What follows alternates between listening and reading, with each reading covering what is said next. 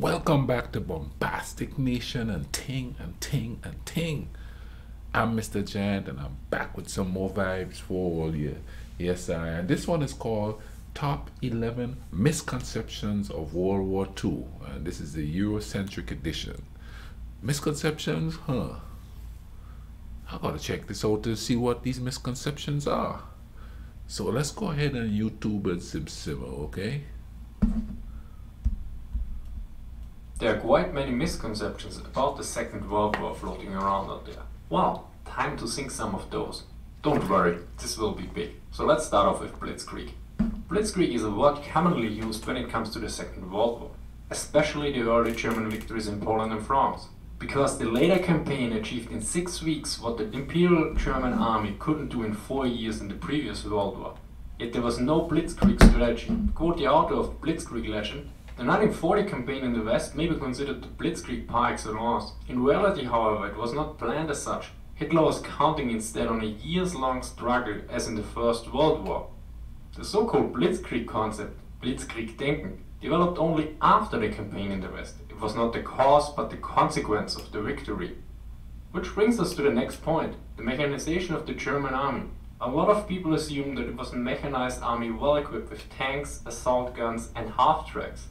Well, nope. The problem is most documentaries always run footage in the background, but that footage is usually propaganda footage. Oh, which wow. of course the Germans showed off their best troops, quite understandably. Crazy. That totally fogs up history there. These news people are running, wow, film in the background. That just blew me away there, because you're thinking one thing and then you get something like this, Of course, who is right and who is wrong, but it's crazy to think that the thing that we think is actually happening wasn't happening at the time it says it was happening. No, the Blitzkrieg, what do they call that? I know what they call it. I have a slight headache going on here. Let's see here.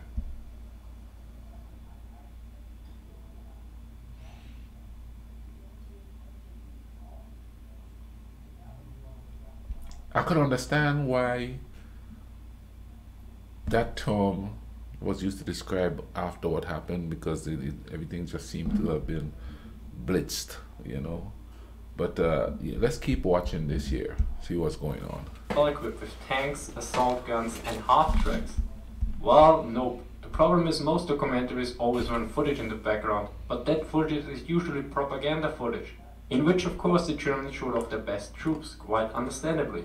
But let's look at some data, namely the composition of the German army in June 1941, just prior to the invasion of the Soviet Union. Now the number of divisions was as follows: 21 panzer divisions, 13 motorized infantry divisions, 3 motorized brigades and 95 infantry divisions suited for all operations, and another 62 infantry divisions in various lower states of combat effectiveness. Note that mountain cavalry and various other divisions are not included in this setup.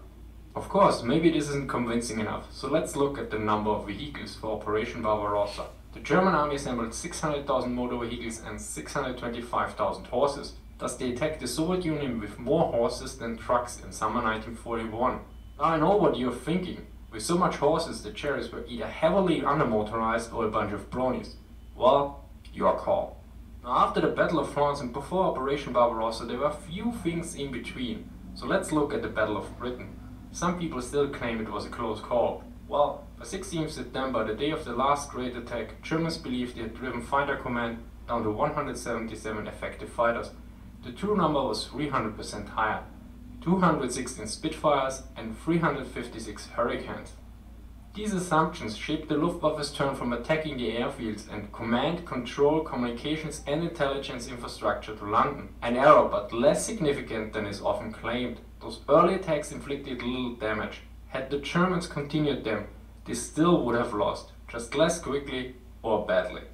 Now related to the Battle of Britain is of course Operation Sea Lion, the planned invasion of England. Some people think it could have been done in 1940 if the Battle of Britain would have been a success. Well, let's look at some data. The invasion in Normandy, D-Day, took the US and Commonwealth forces several years to prepare. These forces included two of the leading naval powers of that time, which had experience with amphibious landings, and had gained a naval and air superiority close to supremacy in the Normandy region. Even if the Germans could have gained air superiority, they wouldn't have been able to achieve naval superiority. In summer 1940, the German Navy had 3 cruisers and 4 destroyers operational. In contrast, the British home fleet had 5 capital ships, 1 aircraft carrier, 11 cruisers and 8 destroyers. There were also another 7 capital ships, 2 carriers, 7 cruisers and 30 destroyers in the Mediterranean fleet. In short, Germany lacked ships, properly tested amphibious craft, experience in amphibious landings and logistical operations to support such a landing. Considering that the British and US, which had plenty of experience in all those areas, went into numerous troubles during D-Day, it is very unlikely that Sea Lion would have any chance of success unless the Royal Navy would just disappear. Next up a bit on the political side, namely the notion that the USA was neutral in regards to the war in Europe. Well, I will just refer to a law here and then quote Franklin Delano Roosevelt and let you decide. In March 1941, Roosevelt announced an act to promote the defense of the United States. You probably didn't hear that one before, because it's commonly referred as the Land-Lease Act.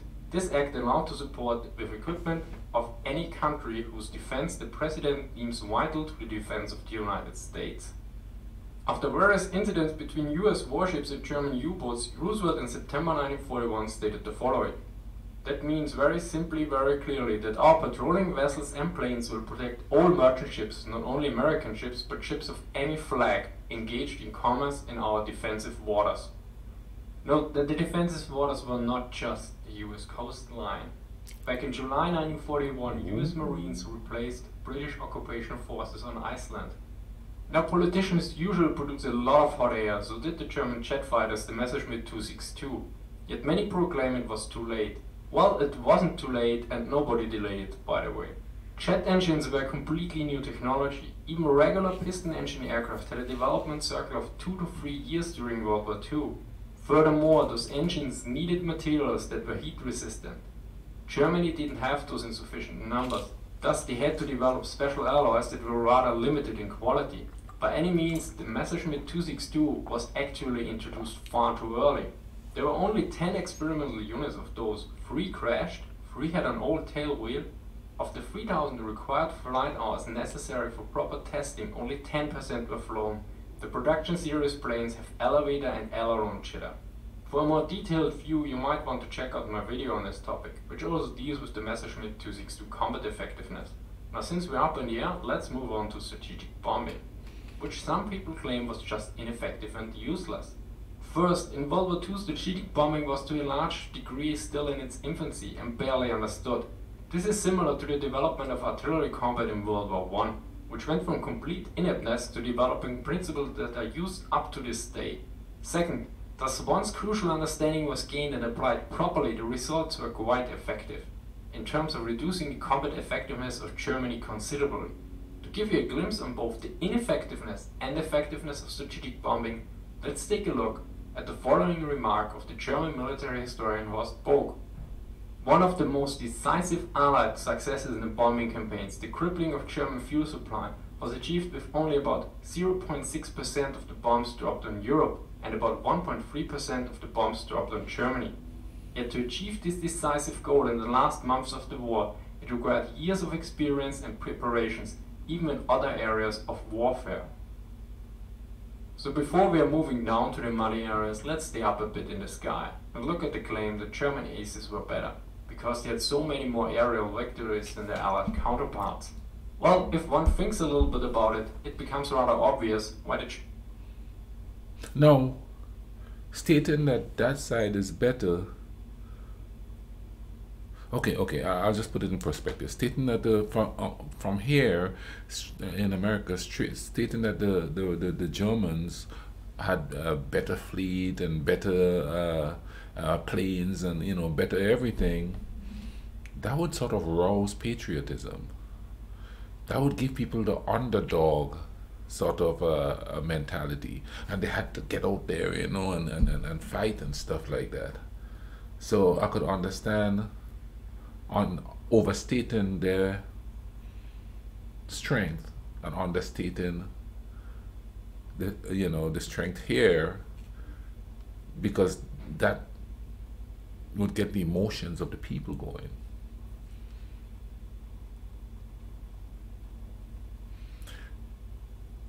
More people would want to sign up because they're going to need more bodies, and a lot of people signed up. People try to sign up when they're 16, when they're 15. Some succeeded. So it's politics at work when if you analyze it from that perspective. That's crazy. The things politicians do to get us to fight, huh?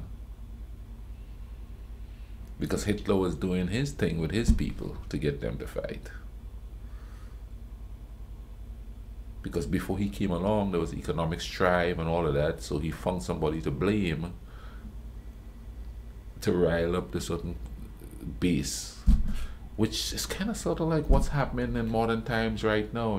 It's the illegal immigrants, it's the gays, you know what I mean? It's the Black Lives Matter movement, it's the southern whites. Everybody's using those I wouldn't say catchphrases, but light bulb culture disparities, I guess. That's crazy. We keep doing the same thing over and over again, thinking we're innovative, aren't we? German aces had so many air kills. This was explained by one of the leading German aces, Günter Rahn himself. Here's the Blitz version of it. First off, German aces usually flew until they died, whereas Allied aces often returned home after a certain number of sorties. Second, to shoot something down you need an enemy. Well, Germany and Japan had a lot of shortages, except when it came to enemies. There were plenty of those around. Meanwhile, Allied fighter pilots often just saw thousands of their own bombers, and when an Axis plane showed up, they were usually heavily outnumbered. Third, since German pilots were better equipped and trained in the early war, the few German pilots that survived until the mid or late war were way more experienced than the average Allied pilots, and thus still could rack up kills. In short, under the same circumstances, Allied aces would have achieved a similar number than the German aces and vice versa, and this doesn't diminish the achievement of any Axis nor Allied pilots out there. Let's move to the elephant in the room, Operation Barbarossa, the German invasion of the Soviet Union. Many claim it could have been a success if it was not for the delay. Well, no, nope, niet, nein. Barbarossa failed due to many different factors, but probably the underlying assumption that the Red Army and Soviet Union would collapse after a few weeks or months of fighting was the main cause of them all. Although the gains in territory, captured equipment and men were huge, they were not decisive, and the German army suffered substantial losses to achieve them. It is important to note that looking at the mere numbers of German losses can be quite misleading. Barbarossa was started with roughly 3 million men, but those were not all frontline troops. A large amount of them were construction troops and other non-combat units. Yet the large amount of the losses of 1941 were crack combat troops, many of which had fought in Poland, France, Norway, Greece and other places. Hence, the losses sustained affected the combat effectiveness far more than the simple loss figure might suggest. If you don't trust me, here's the data from the German High Command itself on the combat readiness of its troops in June 1941, before the attack on the Soviet Union, and here for March 1942. On the left side, there are the divisions, suited for all operations, and on the far right, the divisions suited for limited defensive operations. As you can see, in summer 1941 the first number was 136, whereas in March 1942 it was 8. In short, the German army was stopped by the Red Army, not the Russian winter. Now since that was pretty cold, let's warm up with a bit hot air again. So back to politics, namely the Axis, because well, it is a common misconception that it was actually some kind of alliance, whereas it was mostly a balloon of hot air and best a dysfunctional family with severe communication issues. Or to put it a bit more nicely, there were no concrete agreements about global war aims or even functioning mechanisms of coordinating the war effort against the Grand Alliance. Which brings us to the final point, military intelligence. While some people claim that military intelligence is an oxymoron, others state that military intelligence won the Second World War. Well, a leading military intelligence historian published the following in his intelligence article in the Cambridge History of the Second World War from 2015. Intelligence did little to cause Axis defeat, but much to shape how the Allies achieved victory. In other words, when you don't have a hammer, you can't beat them all, even if you know when and where it will show up. Well, I think we are done here. Notice that almost all these points are more elaborately expressed in various of my videos. As always, all written sources are in the description, as are the links to Facebook and Twitter. If you like this video and want to know more, That was quite interesting. That was very interesting.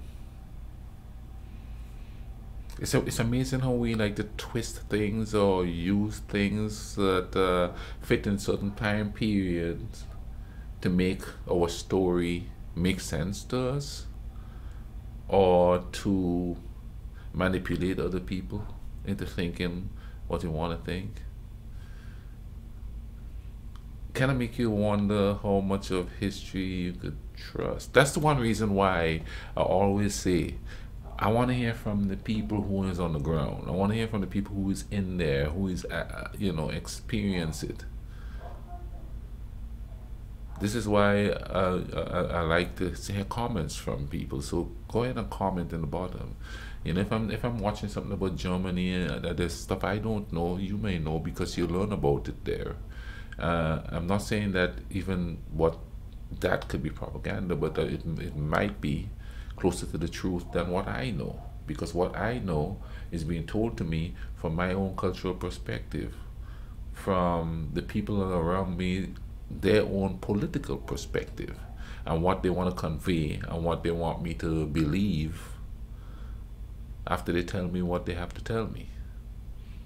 So I would rather hear it from somebody who is there, or somebody who's living where it happened, born and raised, and have a better understanding from their perspective. I would like to listen to their perspective more so than the perspective of somebody who's,